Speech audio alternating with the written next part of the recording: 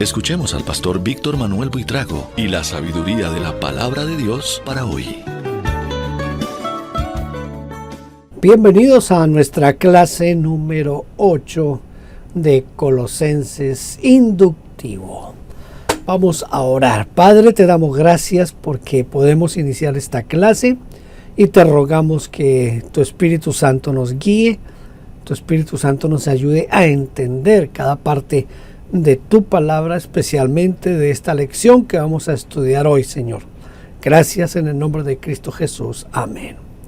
Muy bien, ya estamos aquí en nuestra lección número 8 y vamos a iniciar leyendo Colosenses capítulo 3, versículos 9 y 10. No mintáis los unos a los otros, habiendo despojado del viejo hombre con sus hechos y revestido del nuevo, el cual, conforme a la imagen del que lo creó, se va renovando hasta el conocimiento pleno. Vamos a ir a nuestro PowerPoint y aquí vamos a iniciar nuestras notas. ¿Por qué se miente? ¿Por qué será que se miente? Incluso entre los cristianos a veces no se dice la verdad. ¿Puede usted mencionar algunos motivos por los cuales las personas mienten? Bueno, hay una cantidad de razones, ¿verdad? Pero vamos a mirar solamente algunas de las razones por las cuales la gente miente. A la persona que tiene la manía de mentir se le llama mitómano. Esto es un trastorno psicológico donde la persona exagera o agranda los hechos o inventa cosas. Otras personas mienten por miedo al reproche o a la desaprobación, quizás al rechazo público, o por el temor de perder privilegios o que la persona que aman los abandone. Tercero, algunos mienten para ser aceptados por otras personas o en un grupo o en una comunidad, inventando logros y adulando a los demás. Esto generalmente son personas que tienen su autoestima demasiado baja. Cuarto lugar, también están los que mienten para dominar o para establecer autoridad, como por ejemplo dicen: el pastor me dijo que no debes estar aquí, cuando en realidad el pastor no le ha dicho nada. Del mismo modo, otros dicen mintiendo: el Espíritu Santo me habló, o Dios me mostró tal o cual cosa, pero en realidad forma parte de una muletilla que dicen sin pensar. O bueno, a veces lo piensan y lo hacen realmente para engañar a otros. Quinto, algunos mienten por venganza. Mire, el odio y el rencor no son buenos consejeros. Los que guardan sentimientos en su corazón, esos resentimientos que llegan a veces a carcomer de tal manera que la persona con mucha facilidad tergiversa los hechos, los exageran, a veces los minimizan, pues de acuerdo a la conveniencia, desde luego, ¿no? Y sexto, además están los que mienten para vender algo a mejor precio o sacar algún provecho de algo. Creo que es lo que más se miente, ¿verdad? Para tratar de venderle a uno cosas y para aprovecharse de uno. ¿Por qué no debemos mentir? Según este texto que acabamos de leer. Mire, no debemos mentir porque la mentira pertenece al viejo hombre. Y se supone que ya nos despojamos de ese viejo hombre hace rato, ¿verdad? Y ahora debemos vestirnos del nuevo hombre que se va renovando para ir adaptándose a la imagen de su creador y pues desde luego a la imagen de Jesucristo, ¿verdad? De quien jamás se escuchó una mentira y quien además dijo: yo soy la verdad. Él es la verdad y la vida. Y si Él es la verdad, Él nunca nos mintió. Y si nunca nos mintió, Y si somos parte de Él, tenemos también que nunca mentir a los demás. Vamos a leer Colosenses capítulo 3, versículo 11. Dice, donde no hay griego ni judío, circuncisión ni incircuncisión, bárbaro ni escita, siervo ni libre, sino que Cristo es el todo y en todos. Ahora, ¿a quiénes se les llamaba los bárbaros o los escitas? Los bárbaros significa literalmente el que balbucea, porque antiguamente al escuchar a una persona que hablaba un idioma extranjero parecía que balbuceaba, pero luego comenzaron a tildar de bárbaros a las personas que no tenían educación. Y más adelante los romanos consideraron como bárbaro a los pueblos extranjeros que vivían allá en las fronteras del Imperio Romano y contra los cuales luchaban.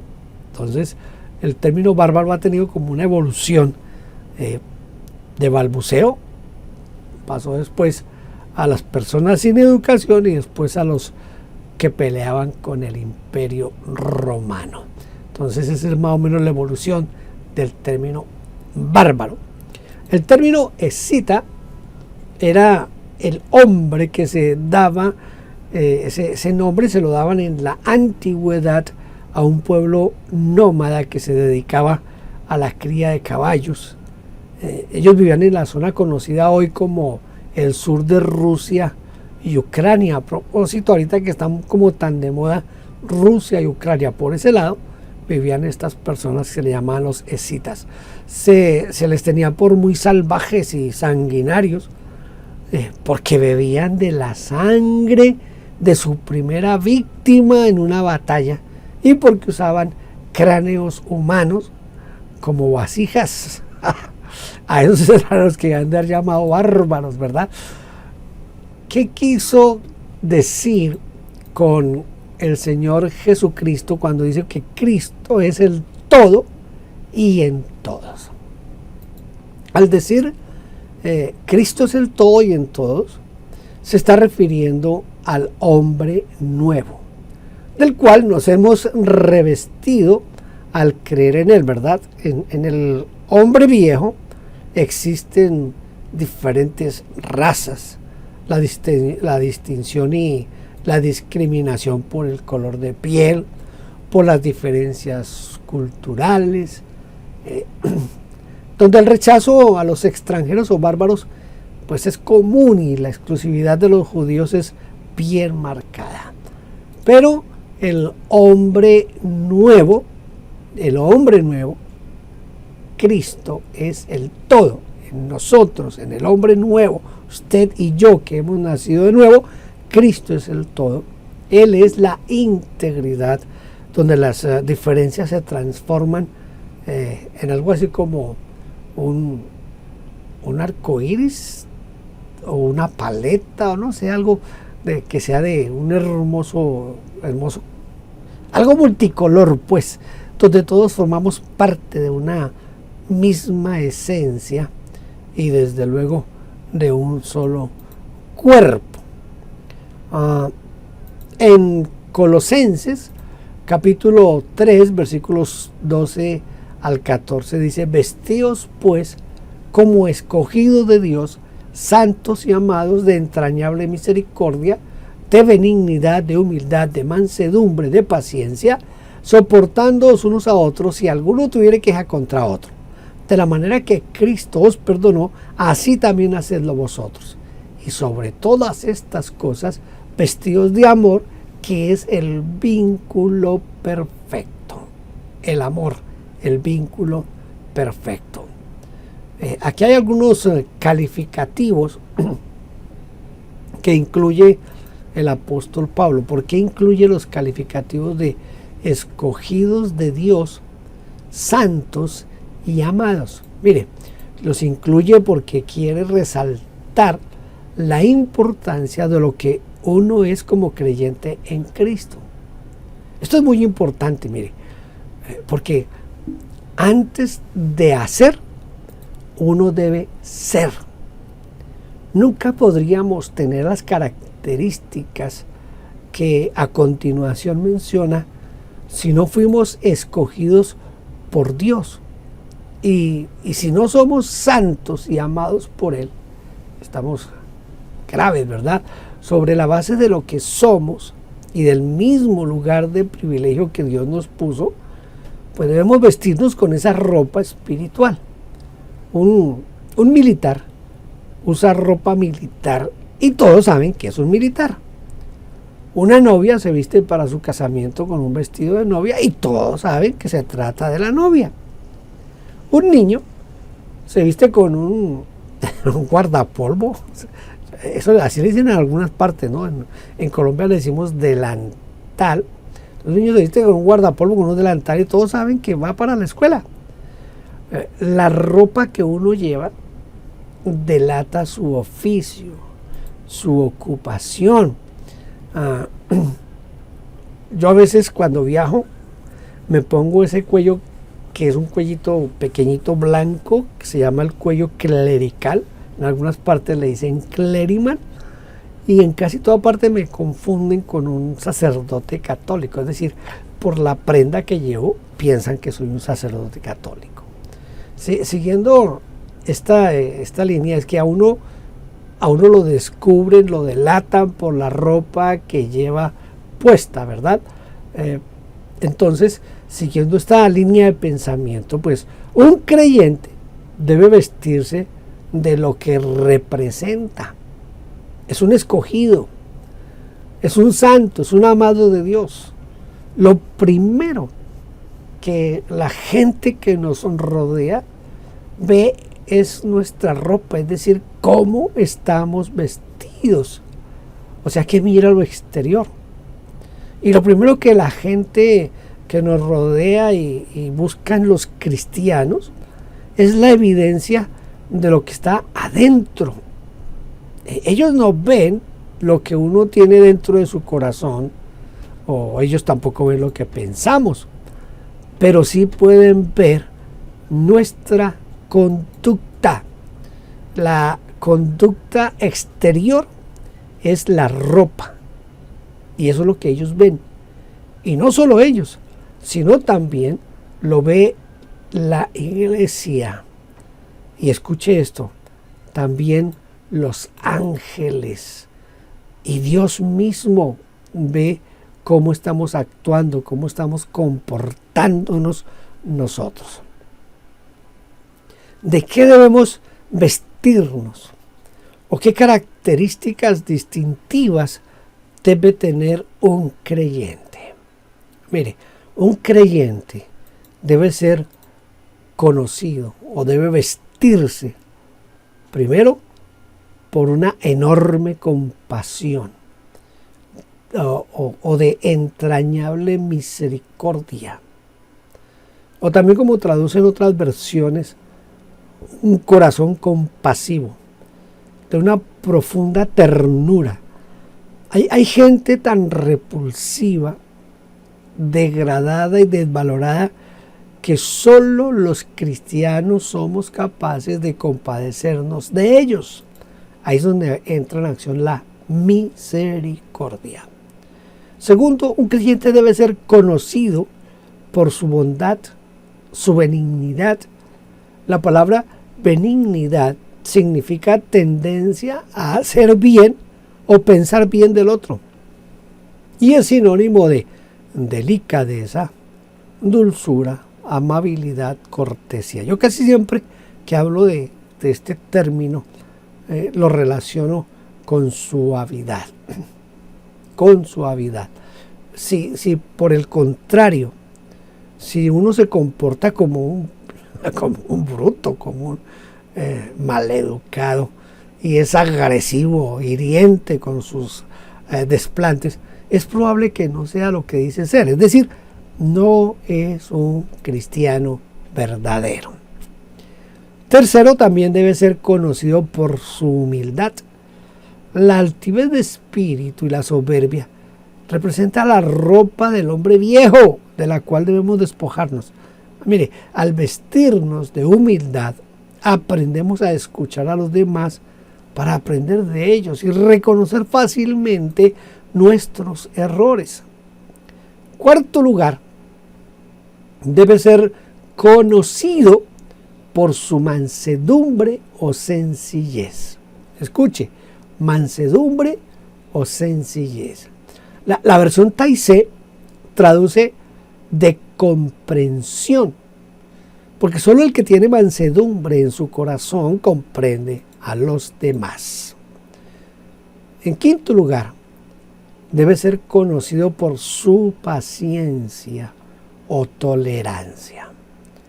En el pasado muchos grupos religiosos se caracterizaban por su intolerancia y se convirtieron en personas violentas, crueles, absolutistas y fanáticas, porque ellos creían de todo corazón que estaban defendiendo la verdad de Dios. Eso es un problema bien serio, ¿verdad? Ellos estaban convencidos de que servían a Dios y se convirtieron en emisarios del diablo. Por eso continúa diciendo: atiéndanse unos a otros con paciencia y trátense generosamente, cancelando las deudas unos a otros. Si alguno tuviera motivo de queja contra alguien, como por cierto el Señor canceló nuestras deudas, así también nosotros tenemos que cancelar las deudas de los demás, ¿verdad? Tenemos que aprender a perdonar. Y por último, nuestro sobre todo, casi siempre en ciertos países, en ciertos lugares, por sobre el vestido va un sobre todo. Aquí en nuestra vida cristiana, el sobre todo debe ser el amor. Sobre todas las cosas, o por encima de todo. Vestidos de amor, que es el vínculo perfecto. El vínculo de perfección. Mire, es el vínculo. Este es el vínculo que une todas las cosas en armonía perfecta. El amor no solo cubre multitud de pecados, sino que también es una multitud de virtudes, de buenas actitudes, de el fruto del Espíritu Santo y de buenas obras. Así como el amor cubre multitud de pecados para que no se vean, también cubre las virtudes para que no dañen, para que no acosen ni perturben. Porque mucha gente se siente incómoda con los mansos, con los humildes, con los magnánimos, con los bondadosos, con los pacientes. Hay gente que se siente como incómoda con ese tipo de personas. ¿Sabe por qué? Porque les resulta que son demasiado distintos y no encuentran un punto de contacto. ¿Pero por qué eso? ¿Por qué no encuentran el punto de contacto? Porque les falta amor. Podemos aprender de Jesús, quien tenía todas las virtudes pues, en grado máximo, ¿no? En grado superlativo.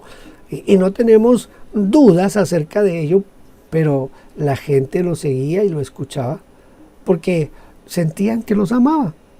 Él se sentaba en la mesa con los pecadores y comía con ellos sin ningún problema. Es que el amor une todas las cosas en una armonía perfecta, y tenemos que aprender esa parte. El amor es importantísimo. Colosenses 3:15 dice: y la paz de Dios gobierne en vuestros corazones, a la que asimismo fuiste llamados en un solo cuerpo. Sed agradecidos. ¿Dónde debe gobernar la paz de Dios? ¿Y cómo sería ese gobierno de la paz de Dios? Mire, la paz de Cristo, la paz de Dios, o la paz de Cristo, creo que queda mejor decir la paz de Cristo, porque así figuran en algunas de las versiones más antiguas, debe gobernar en nuestros corazones, es decir, en el mismo lugar que Jesús señaló como el generador de nuestros pensamientos, actitudes y conducta, diciendo además, el Señor dijo, que de la abundancia del corazón habla la boca. La palabra gobierno, que en el griego, ¿sí? En el griego se traduce de un término que más o menos sería bravueto, aquí significa actuar como juez, como árbitro, como alguien quien dirige. A ver, ¿usted ha visto alguna vez un partido de fútbol, un partido de basquetbol, un partido de tenis? En esos lugares hay un árbitro, ¿verdad? Ese árbitro tiene algunas funciones. ¿Cuáles son esas funciones que cumple ese árbitro? Entonces, ese árbitro está allí puesto para que él haga un trabajo específico. Él inicia y concluye el partido. Pensamos, por ejemplo, en un partido de fútbol. Él es el que pita para comenzar el partido y él es el que pita para terminar el partido. Entonces es la función del árbitro. En segundo lugar, el árbitro vigila el comportamiento de los participantes. Vuelvo al caso del fútbol, por eso lleva 2 tarjetas, una amarilla y una roja, y por eso a veces pita las faltas y pone las amarillas, y si está demasiado complicada la cosa, entonces pone la tarjeta roja. En tercer lugar, ejerce su autoridad y disciplina. Él advierte con la amarilla y expulsa con la roja. Él puede habilitar o anular una jugada o suspender un partido. Él tiene toda la autoridad. La paz de Cristo es el árbitro de nuestra conducta en la carrera de la vida. La paz puede sancionar o dejarnos fuera de actividad o suspenderlo todo. En el momento en que nos sentimos intranquilos por algo que dijimos, por algo que hicimos, o quizás algo que estamos a punto de hacer, la paz nos está señalando con la tarjeta amarilla. Y si continuamos en ese camino una y otra vez, pues va a sacar la tarjeta roja. Y ya no podremos estar al servicio de Dios.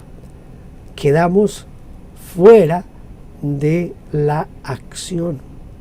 Nos sacan del partido por no haber atendido al árbitro de la paz. Mire, no debemos nunca olvidar que fuimos llamados a la paz en un solo cuerpo, o para construir un cuerpo único, dice la versión de Nieto.